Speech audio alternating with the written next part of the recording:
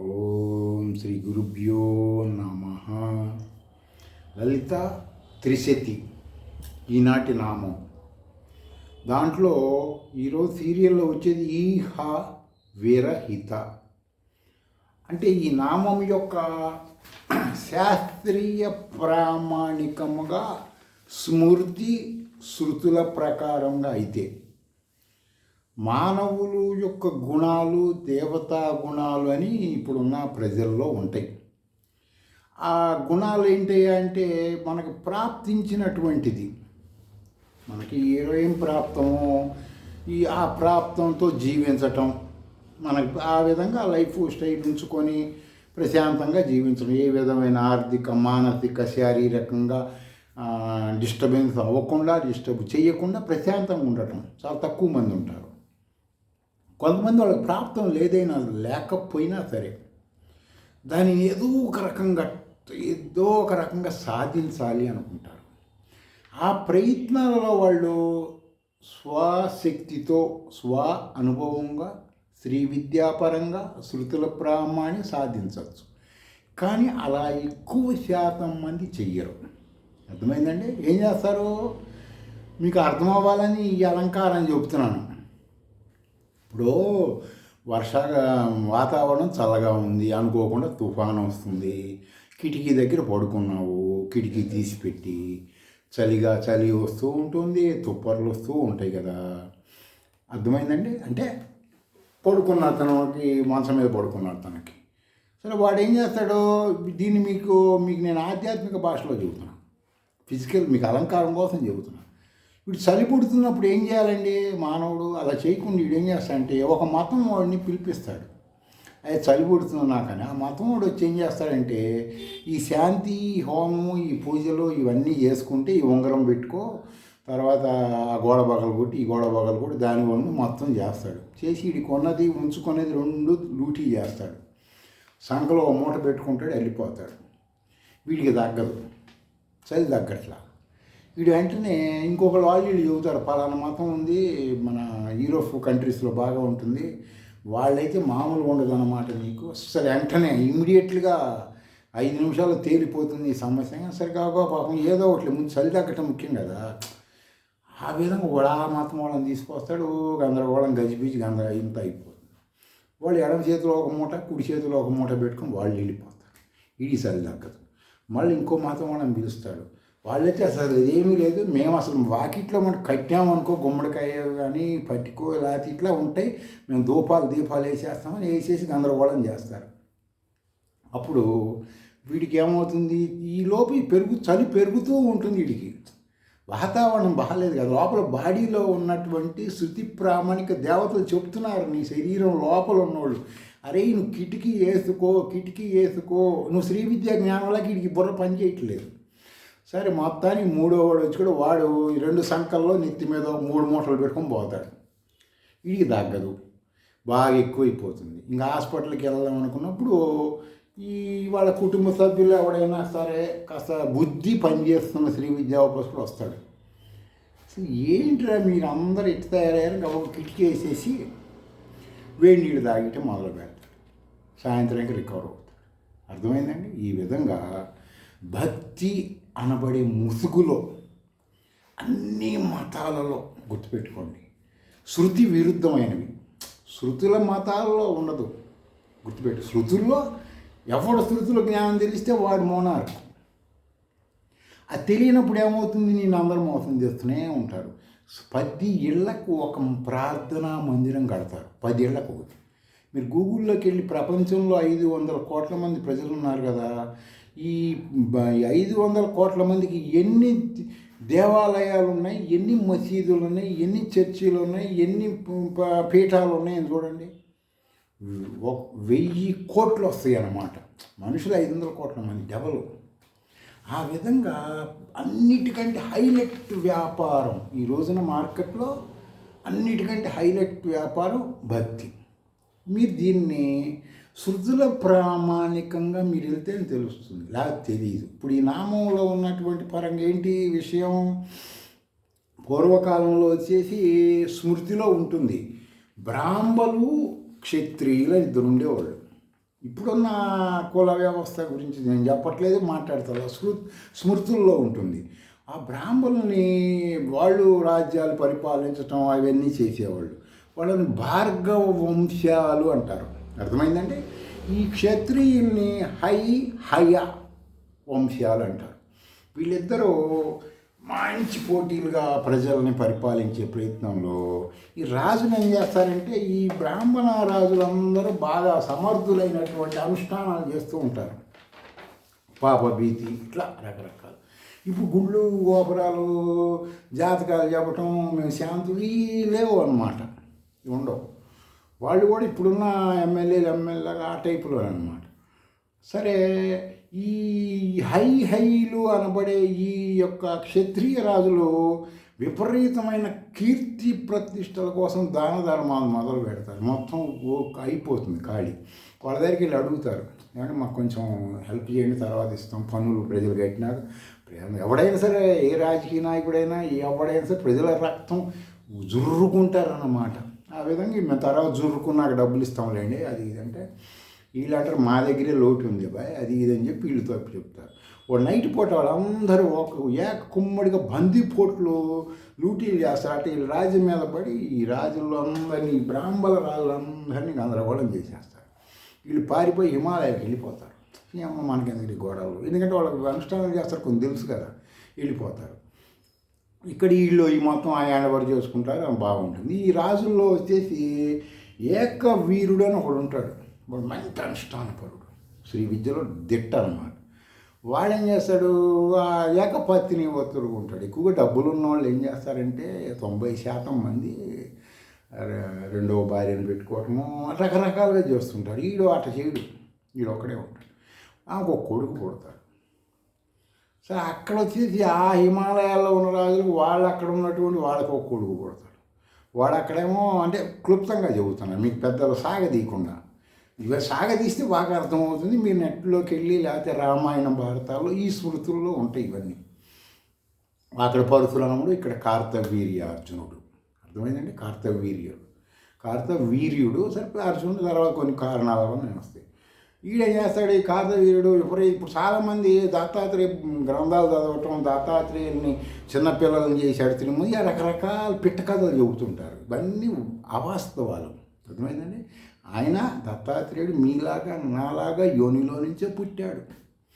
మీలాగా పొద్దున్న వాష్రూమ్కి, నాలాగా వాష్రూమ్కి ఆయన వెళ్ళాడు. ఆయన ఆకాశం చిల్లి పెట్టుకొని కిందకి దిగలేదు, భూమి చిల్చుకొని పైకి రాల. ప్రత్యేకమైనటువంటి ఇవ్వవలసిన అవసరం లేదు. ఆయన ఒక అనుష్ఠానపరుడుగా టాపు, అంతవరకే ఓకే. అంటే నేను విమర్శించట్లేదు, వాస్తవం చెబుతాను. సత్యం కఠినంగా ఉంటుంది, మీరు నమ్మాల్సిందే. సరే, ఈ కార్తవీయుడు పుట్టినవాడు ఏం చేస్తాడంటే, ఈ తండ్రి నుంచి కొన్ని మంత్రాలు యంత్రాలు నేర్చుకుని బాగా చేస్తే మన రాజ్యం ఏంద్రా, దరిద్రం పడుతుంది అది ఆలోచించి సరయు నది అని ఉంటుంది, నెట్లోకి వెళ్ళి చెక్ చేసుకోండి. సరే, వీడేం చేస్తాడు, బాగా అన్నీ నేర్చుకొని గురువు గారి దగ్గరికి వెళ్తాడు. వీళ్ళ కుల గురువు అప్పుడు ఎవరో దత్తాత్రేయుడు. కుల గురువు అంటే ఏంటి, వీళ్ళు పెట్టే తింటాం. ఎవరు పెట్టేది, రాజులు పెడితే తింటాం. ఆయన దగ్గరికి పోయి, గురువుగారు మరి నాకు ఎట్టయినా సరే ఈ భూమి మీద నేను చచ్చిపోయిన తర్వాత కూడా కొంతకాలం నా హిస్టరీ ఉండాలండి, ఏం చేయమంటారు, అది ఇది అంటాడు. దీపయాగ ప్రతిష్ట అనబడే ఒక హోమం ఉంటుంది రా నాయన. యాగం, హోమం కాదు, యాగం. అజయ్ అంటాడు. అజయంగా దేవతలందరూ వస్తారు. దుర్గాదేవి, దీపదుర్గ అంటారు ఆమెని. చాలామందికి తెలీదు. మీరు మంత్రశాస్త్రం వాళ్ళ దగ్గరికి శ్రీ విద్యోపసాడు అడగండి, దీపదుర్గ అంటారు. దత్తాత్రేయుడు ఉపాసించిన దేవత.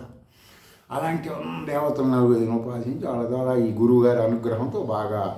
సరే, గురువుగారు అంటాడు, ఇంతమందిని నువ్వు తెప్పించావు, నేను నీకు నా ఉపాసన ఫలితంలో నీకు వరం ఇస్తాను, కోరుకో, ఏం కావాలంటే. నాకు కోరిక ఉంది గురువుగారు, చరిత్రలో చిరస్థాయిగా ఉండాలి, 1000 చేతులు కావాలంటాడు. అంటే ఇటు ఒక 500, ఇటు ఒక 500 సరిపోని. పాపం ఆయన తపశక్తి పనుడు కదా, శ్రీ విద్యోపాసకుడు మామూలు మోనార్క దత్తాత్రేయుడు. వీడికి 1000 చేతులు ఇస్తాడు. వీడికి 1000 చేతులు తీయంగానే కోతి కొబ్బరి చెప్పు దొరికిందంటే ఇంక భూమి మీద మొత్తం రాజులందరినీ ఏరవతలు పారేస్తుంటాడు. సరయూ నది ఒడ్డుకెళ్ళి ఒక పెద్ద నగరం కడతాడు. దాని పేరు మహిష్మతి. అర్థమైందండి? ఆ మహిష్మతి నగరం కట్టి ఎన్నో అరాచకాలు, ఆక్రమాలు, బీభుత్సాలు, ఈ దెబ్బకి అసలు ఎవరు తట్టుకోలేకపోతున్నారు. అంత బీభుత్సం చేస్తాడు. అది చేస్తూ చేస్తూ ఒకసారి ఆశ్రమానికి వెళ్తాడు, పరశురాముడు తండ్రి ఆశ్రమానికి వెళ్ళంగానే వాళ్ళు మంత్రద్రష్టలు కదా వాళ్ళు వేదాలు చదువుకొని ఉపనిషత్తులు జరిగి అనుష్ఠానం చేసిన ద్రష్టలు కదా. అయినా వాళ్ళ జోలికి వెళ్తామంటే ఏంటంటే పులి నోట్లో తలకాయ పెట్టి సర్కస్ పులి అనుకున్నాం అనుకో ఏమవుతుంది, సంశించిపోతాడు కదా. ఇక అట్లా వెళ్తాడు. ఆయన మహామంత్రదృష్టి ఎక్కడెక్కడ రాజులు బెగ్గర్స్ వాళ్ళు వీళ్ళ ఆశ్రమానికి వస్తే దీని అడవులో మనం ఎక్కడో ఉంటున్నాం కదా ఇబ్బంది పడతారని ఆయన ఒక మంచి అనుష్ఠానం ద్వారా ఒక కామధేనువుని తెచ్చుకొని పెట్టుకుంటాడు. దాని ద్వారా వచ్చిన వాళ్ళకి ఫుడ్ పెడుతుంటాడు. వీడికి కూడా ఒక అడవిలోకి వెళ్తాడు, వేటకి దేనికో వెళ్తాడు, దేనికో ఏం తెచ్చాడు అక్కడికి పోతాడు. వీడికి మొత్తం పెడతారు. పెట్టినాక వీడి తిని ఎక్కడి నుంచి వచ్చినాయి, అడవిలో ఏమో పంటలేం మండట్లేదు కదా, మరి మామిడి పళ్ళు సీజన్ కాదు, మామూలు రసాలు పెడతలేదు, నేతిరడ్లు ఇవన్నీ ఎక్కడి నుంచి వచ్చినాయంటే పలానా అని చెబుతారు ఎవరు ఆశ్రమంలో. నాకు కావాలి అది అని చెప్పి అంటాడు. కామధేను ఏం చేస్తుందంటే ఏమో మన వీడితో మనకి రాజు అసలు వీడి తలకాయ తిక్కులో అది కామధేను వెళ్ళిపోతుంది స్వర్గానికో, అవుట్ ఆఫ్ క్వశ్చన్ అది. వెళ్ళంగానే ఈడే అసలు నాకు ఇస్తావు ఇవని చెప్పి వీడి తలకాయ నరికేస్తాడు ఈ ఋషిది. నరకంగానే సరే వాడు భార్య రేణుకాదేవి అనమాట. ఏం చేయాలా అర్థం కాదు. ఈ పైకి వెళ్ళిన కామధేను చేసినా అక్కడ ఋషిని చెప్తుంది, ఋషులకి ఇటు జరిగింది మీరు పంపించారు అక్కడ ఇటు జరుగుతుంది అనగానే సరే అని పాపం వాళ్ళు వస్తారు. వచ్చేసరికి వీడి తలకాయ నరికి వీడు వెళ్ళిపోతాడు. వాడు వచ్చేసరికి గందరగోళం ఉంటుందన్నమాట.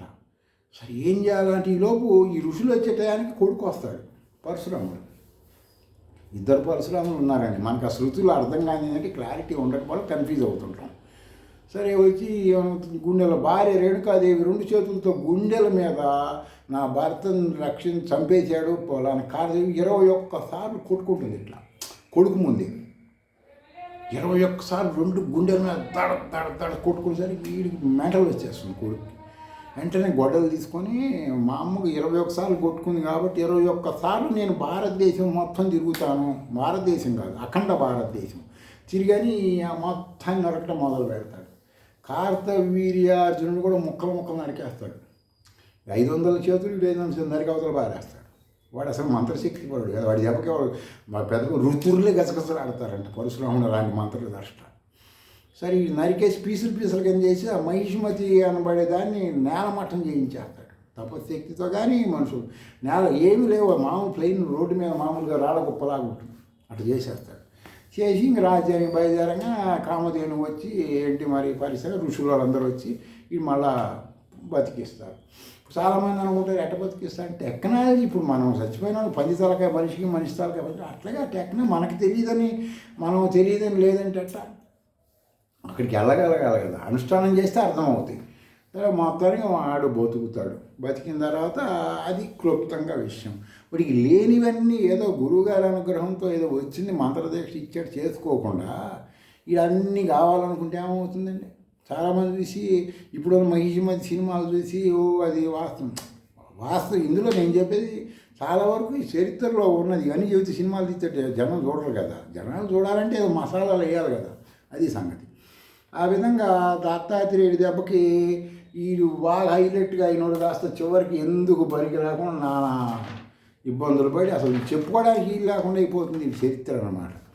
సరేనండి, ఇదంతా బాగానే ఉంది మీరు చెప్పింది. నామరూప దేవతను మేము ఉపాసించాలంటే మేము ప్రత్యేకమైన అనుష్ఠానం ద్వారా కోరుకోగలి, విడిగా కోరుకోకూడదు అని మీరు చెబుతున్నారు అనొచ్చు. మీరు వాస్తవమే అదే కదా నేను క్లుప్తంగా ఏం చెబుతున్నాను. గుళ్ళు గోపురాలు జరగవాకండి, మీరే స్వామీజీ దగ్గరికి వెళ్ళండి, అటు పూర్వ చరిత్ర కనుక్కోండి. పూర్వం ఏం చేసేవాడు, ఏంది వాళ్ళ అమ్మ వాళ్ళ నాన్న ఏం పని చేసేవాళ్ళు ఆయన చూడాలి. మనం ఇప్పుడు ఒక వస్తువు కొనుక్కోవడానికి వెళ్తున్నామండి, హోటల్కి వెళ్తాం ఇడ్లీ తినడానికి, వాడు ఎట్లా చేస్తున్నాడు నేను చూసుకుంటాం కదా, మన శరీరంలో డబ్బులు పెట్టి తెచ్చుకుంటున్నాం కదా. స్వామీజీ ఊరికేం చెప్పరుగా, క్యాష్ ఇవ్వాలిగా, క్యాష్ ఇవ్వదు చెప్పరుగా. లేకపోతే కిటికీలు ఇప్పుడు లోపల నీకు దుప్పట్లు కప్పుతుందని చెప్పాక మీకు ఆ విధంగా ఉంటుంది.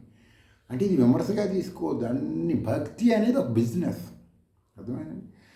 మీరు అందుకని ఏం చేయాలి, మీరేంటి వాడి మీద డిఫెండ్ అవ్వద్దు, మీ కాళ్ళ మీద మీరు నిలబడండి. శృతులు అవే చెప్పినాయి. నువ్వు don't defend but that any people in the society, అర్థమైందండి. మీ తల్లిదండ్రుల మీద కానీ, కుటుంబ సభ్యుల మీద కానీ, గురువుల మీద కానీ, ఈ గుళ్ళల్లో దేవతామూర్తుల మీద ఆధారపడద్దు. ఎందుకు ఆధారపడకూడదండి మేమంటే, నువ్వే పరబ్రహ్మం కదరా. వాళ్ళందరూ నీ దగ్గరికి వచ్చి బతికేవాళ్ళు పొద్దున్న లేస్తే నువ్వు అది మర్చిపోయావు. అదే చెప్తున్నాయి కదా ఉపనిషత్తులు. సరేనండి, మరి మేము అది చేసుకుంటామంటే కొంచెం క్లుప్తంగా చెబుతాను. మీరందరూ గతంలో చెప్పాను మీకు, వైశ్వానర మంత్ర విద్య అని ఉంటుంది అబ్బాయి, చేసుకోండి. మీ అందరికీ బాగా మీరు ఫలానిది మేము ఉద్యోగం ఇంప్రూవ్మెంట్ అవ్వాలి, ప్రమోషన్ కావాలి, లేదు మేము చదువుకుంటున్నాం మా బాగా ఎడ్యుకేషన్లోకి వెళ్ళాలి, తర్వాత మాకు ఆ ఇబ్బందులు ఇలాంటివన్నీ ఉన్నాయని కోరికలు.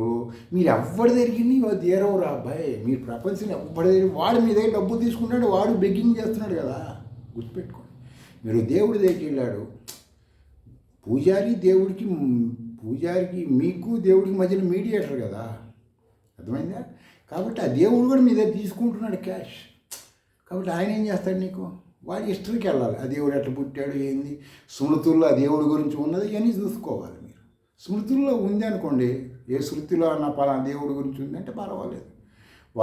ఆ విధంగా మీరు చెక్ చేసుకుంటేనే మీ కోరికలు తీరతాయి. అంతేగాని మీరు ఆ పుస్తకాల్లో రాసేయండి, ఆడు చెప్పాడండి, ఎవడు చెప్పినా దీనికోసమే చెబుతాడు, గుర్తుపెట్టు. ఎట్లా అండి మరి మేము ఎట్లా బతకాలంటే శ్రీ విద్య మంత్రాలు చేసుకోండి. శృతులు అంగీకరించినాయి కదా, అర్థమైందా? సరే, ఇప్పుడు ఈ మంత్రం వచ్చేసి ఏంటంటే, భోజనం చేసేటప్పుడు మీరు అందరూ శృతి ప్రామాణికం అవ్వాలి. చాందోకోపనిషత్తులో ఉంటుంది. నేను 30 చెబుతా, 5 మీరు చెక్ చేసుకోండి. వైశ్వానర మంత్ర విద్య అంటారు. వాడు అన్నం తినేటప్పుడు ఫస్ట్ మీరు వేదం చదువుకున్నటువంటి వాళ్ళ దగ్గరికి వెళ్ళండి. విద్యాోపాసకులు కానీ వేదాల దగ్గరికి వెళ్తే క్రియ నేర్చుకోండి. నేను హెడ్లైన్లు చెబుతా, క్రియ వాళ్ళ దగ్గర నేర్చుకోండి. ఏమని, ఫస్ట్ మొత్తం అంతా రెడీ చేసుకొని కంచంలో అన్నీ పెట్టుకొని, అన్నీ అంటే ఇంతంత కిలోలు పెట్టుకోకూడదు, కొంచెం కొంచెం అన్నీ ఏమేమి తింటున్నావో అన్నీ పెట్టుకోవాలి.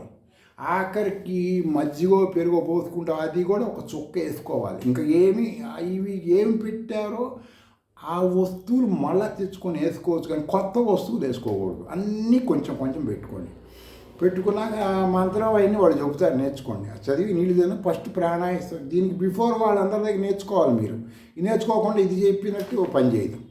ఓం ప్రాణాయ స్వాహ అని ఫస్ట్ ఆహు తీయాలి. ఆవు తీయటం వలన ఏం జరుగుతుందంటే, శరీరంలో ప్రాణం అనబడే దేవత, నేత్ర దేవతలు, ఆదిత్యుడు అంటే ఏంటి, పరమాత్మ అంశ శరీరంలో ఉంటుంది. ఆయన దియులోకము అంటే పరమాత్మ నివసించే లోకము నీలో ఉంటుంది. ఆ దేవతలందరూ అక్కడ ఉండే దేవతలు, పరమాత్మ కాదు, అక్కడ ఉండే దేవతలందరూ సాటిస్ఫాక్షన్ అవుతారు ఫస్ట్ ఆహుతికి. దానివల్ల నాకేంటంటే లాభం, వాళ్ళకి మేము ఎందుకు పెట్టాలండి అంటే తప్పదు మరి. దానికి దేనికంటే లాభం ఏంటంటే, ఈ సంతానం వృద్ధిలోకి రావాలంటే, లేకపోతే నీకు ఏదైనా ధనము, పశుధనం కానీ, భూధనం కానీ, బంగారం కానీ, నువ్వు శృంగార ధనం కానీ, ఇట్లా ధనాలు ఉంటాయి. వీటి పేరు ధనం అంటారు అన్నింటినీ, కోరికల్ని. అవి వస్తాయి. తర్వాత భార్య బాగా లైఫ్ లాంగ్ ఎక్కువ కాలం, నువ్వు 8 సంవత్సరాలు పోతావు, 5 సంవత్సరాలు కూడా బతుకుతుంది. బ్రహ్మ తేజస్సు వస్తుంది నీలో. ఫస్ట్ రౌండ్కే ఇవన్నీ వచ్చేస్తాయి. మళ్ళీ 2వ రౌండ్ ఉంటుంది. 2వ రౌండ్ కూడా చేయాలి ఆ పని. ఏం చేస్తావు 2వ రౌండ్లో? వ్యానాయ స్వాహ. ఫస్ట్ ఏం చెప్పావు? ప్రాణాయ. 2వ రౌండ్లో ఏం చెప్పావు? వ్యానాయ. మీరు నెట్లోకి వెళ్ళి వ్యానాయ స్వాహ అంటే ఏంటని చూసుకోండి. అన్ని లోతుగా అన్నీ నేను చెప్పలేను కదా, క్లుప్తంగా చెబుతాను. దీనివల్ల శరీరంలో వ్యానవాయువు ఏం చేస్తుంది? స్తోత్రము, తర్వాత చంద్రుడు, నీ శరీరంలో చంద్రుడు ఉంటాడు, అర్థమైందా? ఇది వాస్తవం. మనసు చంద్ర సంకేతం. తర్వాత దిక్కులు, ఆ దిక్కుల యొక్క అధిష్టాన దేవతలు. చూడండి, కొంతమంది అంటారు మేము క్షుద్ర పూజలు చేస్తాం, దిశలు బంధనం చేస్తాం. వాడు ఉత్సాహపోసుకుంటే గడగడ వణుకుతాడు రాత్రిపూట. వాడు చెబుతాడు పొద్దున్నే వేషాలు వేసేసి కింద నుంచి పైదా పూసలు నల్లవి తెల్లవి రకరకాలు వేసేసి, నేను ఫారెస్ట్లో నుంచి వచ్చానండి, అక్కడ గడగడలాడించాను, నేను చేస్తే చేతబడి తిరిగే ఉండదు అని చెప్తుంటాడు వాడు, అర్థమైందా? వాడు రాత్రిపూట ఉత్సకపోవటానికి గసగసగా వణుకుతుంటాడు. అట్లాంటి వాళ్ళ భార్యను మీరు పడకుండా ఉంటారు ఇది చేసుకుంటే, అర్థమైందండి? దశ దేవతలు మొత్తం సాటిస్ఫాక్షన్ అవుతారు. నీ శరీరంలో నువ్వు ఇస్తున్నావు కదా వాళ్ళకి, ఊరికే ఏం చేయట్లేదు వాళ్ళు నీకు, వాళ్ళని తలుచుకొని పెడుతున్నావు నోట్లో అన్నం, అర్థమైందా? దానివలన ఈ లాభాలన్నీ కలిగి సంతానం బాగా డెవలప్ అయ్యి సువర్ణం కలగటం, శరీరం తేజస్సు ఇంకా పెరుగుతుంది. ఫస్ట్ రౌండ్లో పెరుగుతుంది ఒక పర్సెంట్, రెండో రౌండ్లో 50% పెరిగేసింది. ఆ విధంగా తేజస్సులో ఉంటాడు వాడు. మూడో రౌండ్ వచ్చేసి అపానాయ స్వాహ అని చదవాలి. అప్పుడు అది చేయటం వల్ల ఏంటంటే మాకేంటంటే లాభం అంటే అపాన వాయువు వలన ఆ మంత్ర దేవతకి నువ్వు ఇయటం వలన నీకు శరీరంలో అగ్ని, పృథ్వీ అంటే మూలాధార చక్రం అండి. పృథ్వీ అంటే మొత్తం చెప్పలేను, అప్పుడప్పుడు చెప్పుకుంటాను. మూలాధార చక్రం, పృథ్వీ అధిష్టాన దేవతలు, భూమికి కొన్ని అధిష్టాన భూమి కింద ఉంటాయి. మీ గతంలో కూడా చెప్పాను. భూమి ఇప్పుడు శాస్త్ర ప్రామాణికంగా అనుష్ఠానం ఏదైనా ఏది చేయాలండి శాస్త్ర విహితంగా చేస్తున్నారు. ఇప్పుడు సనాతన బ్రాహ్మణ కుటుంబాలందరిలో ఉల్లిపాయ తినరు, చిన్న ఉల్లిపాయ తినరు. వాళ్ళకి అది శాసనం తినకూడదని. వాస్తవంగా సైన్స్ తెలుసుకుంటే వాళ్ళు వదిలిపెట్టరు. వాళ్ళు సైన్స్ తెలుసుకోకుండా గురువు కొంతమంది అట్లా వెళ్ళిపోతుంటారు. అదేంటంటే ఎందుకు దాని సైన్స్ ఏంటంటే ఉల్లిపాయల గంధకం ఉంటుందయ్యా, అర్థమైందా? డైరెక్ట్ గంధకం తింటే సస్తారు. ఉల్లిపాయల గంధకం ఉంటుంది. ఉల్లిపాయ భూమిలోంచి గంధకం పీల్చుకుంటుంది. అందుకని ఉల్లి చేసే మీద తల్లి కూడా చేయదు, అర్థమైందా? కన్న తల్లి పాలు తాగిన దానికంటే ఎక్కువ బెనిఫిట్స్ ఏంటి? శరీరంలో గంధకం తగ్గితే వందల రోగాలు వస్తాయి. అందుకని అయితే ఆ విధానం వేరుకుంటుంది. ఉల్లిపాయని కోసిన తర్వాత ఇంతసేపట్లో తినాలి. చాలా హోటల్స్ ఉల్లిపాయలు కోసి పక్కన పెట్టి రాత్రి కూడా పొద్దున్నే మళ్ళీ వాటిని దోశలు వేస్తారు. అదంతా మళ్ళీ క్యాన్సర్ అలాంటివి వస్తాయి. అట్లా ఉల్లిపాయ స్టాక్ ఉండకూడదు. కోసిన తర్వాత ఇంతసేపట్లో తినేయాలి. అప్పుడు గంధకం బాడీలో బట్టి ఉపయోగం. ఇట్లా ఇవన్నీ తెలియాలంటే నువ్వు శ్రీ విద్యలోకి రావాల్సిందే, వేరే మార్గం లేదబ్బా. ఈ విధంగా పృథ్వీ అనుష్ఠాన దేవతలు మొత్తం నిన్ను సాటిస్ఫాక్షన్ చేస్తారు. సంతానం డెవలప్ అవుతుంది. అపమృత్యువు అకాల మృత్యువుని సంతానానికి కాదు కదా, అర్థమైంది? నీకు కాదు, చేసేవాడికి కాదు. ఇది మూడో రౌండ్ అపానవాయువు చేయటం వల్ల పిల్లలు మొత్తం సాటిస్ఫాక్షన్ అవుతారన్నమాట. మూడో రౌండ్ కూడా చేయటం వలన ఇందాక 50% బ్రహ్మ తేజస్సు వచ్చింది కదా, ఇప్పుడు ఒక మళ్ళా 15% పెరుగుతుంది. 50-15 ఎంత? 65% బ్రహ్మ తేజస్సు వస్తుంది. ఇంకా 2 ఉన్నాయి. ఈ 2 మీరు వేద పండితుల దగ్గరికి వెళ్ళి అడగండి, చెప్తారు. లేకపోతేనేమో మీరు మీ టెక్నాలజీ ద్వారా తెలుసుకొని ప్రయత్నం చేయండి. స్వస్తి.